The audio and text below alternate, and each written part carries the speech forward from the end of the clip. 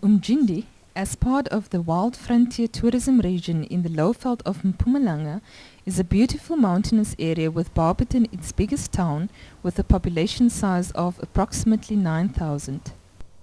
According to the Census 2001 statistics, the unemployment rate in the Umjindi municipality stands at 26.3%.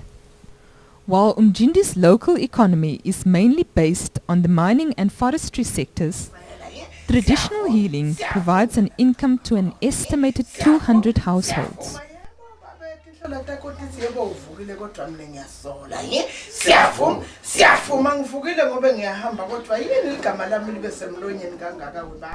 Traditional healing remains popular in especially rural areas. While some of the practices are still draped in mystery, certain healing methods as well as some of the medicines that they use can be scientifically backed. The traditional practitioners community is trained by and is working closely with the Department of Health on primary health care issues and has a very definite role to play in the support of the department's HIV and AIDS program. Traditional healers use only natural material for their medicinal cures. Umjindi owns a wealth of natural resources which includes a wide variety of medicinal plants. Some of these medicinal plants, as a result of extensive cultivation, were added to the list of scarce and subsequently endangered natural species. The Barberton Commercial Medicinal Plant Project was initialized as a result of the excessive harvesting of such plants, which led to the arrest of some traditional healers in Barberton.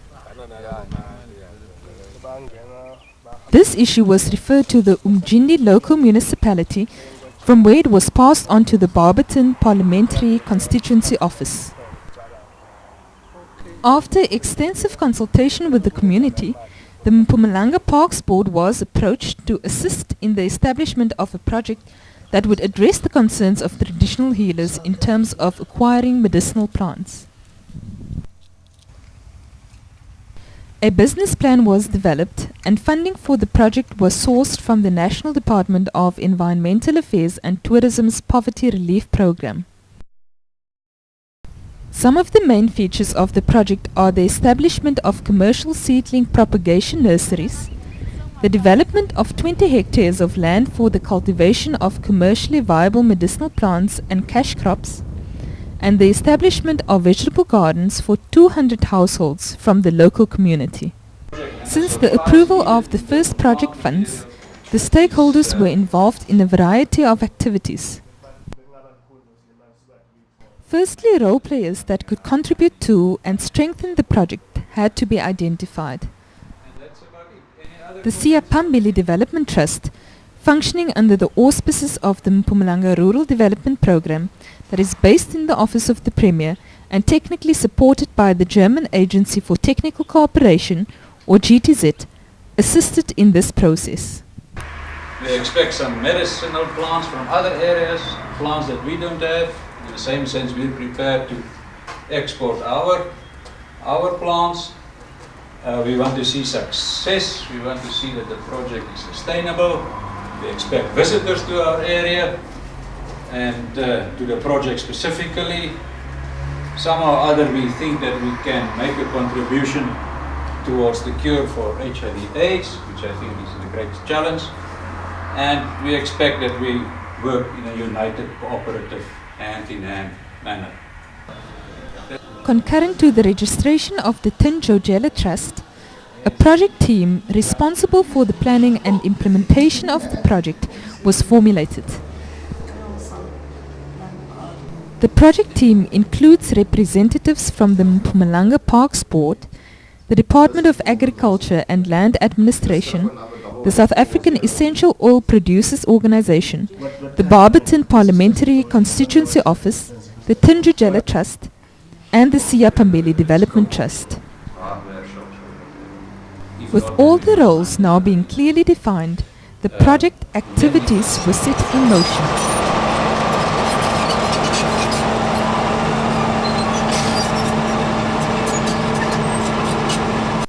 over a 1-year period, the land that was made available by the Umjindi local municipality went through an extensive transformation process.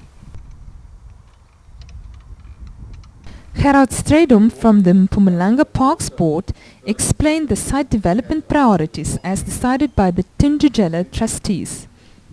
The first activity we started was to get the trustees together and decide on a plan of action. What had to be done first on the project.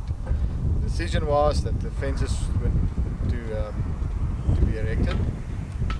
After that, ploughing, preparation of the fields, then the irrigation, and then the planting of the various crops.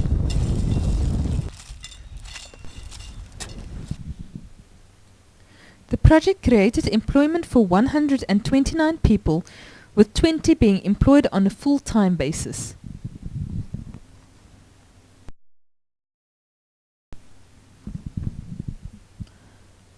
Project participants also acquired a variety of skills to assist them in performing their tasks more efficiently.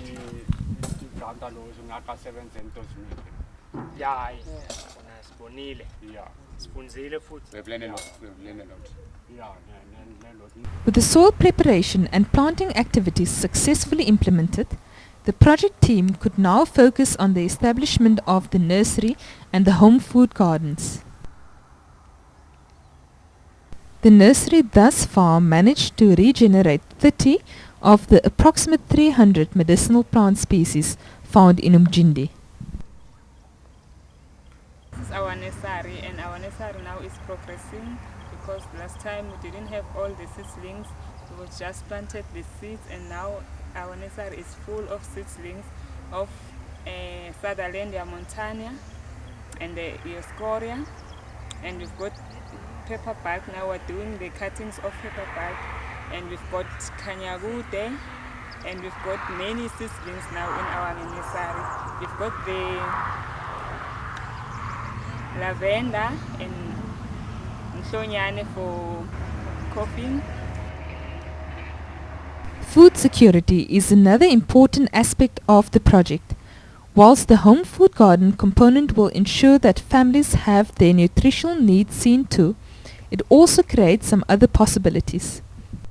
We plan with the home food gardens to create 200 small business units.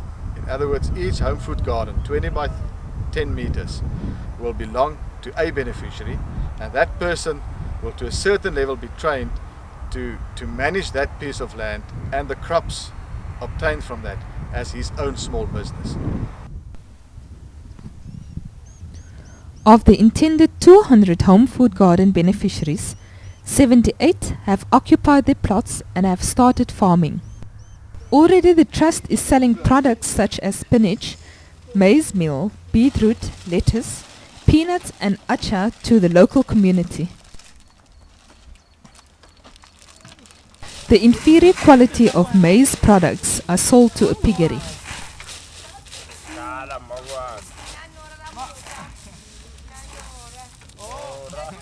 Future plans include the building of an essential oil production unit and storeroom facilities.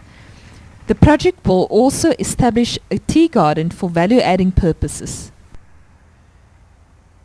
The Barberton Medicinal Plant Project produces clear evidence that the right mixture of community participation, environmental concern, development partnerships, skills development, effective planning and hard work can yield many achievements.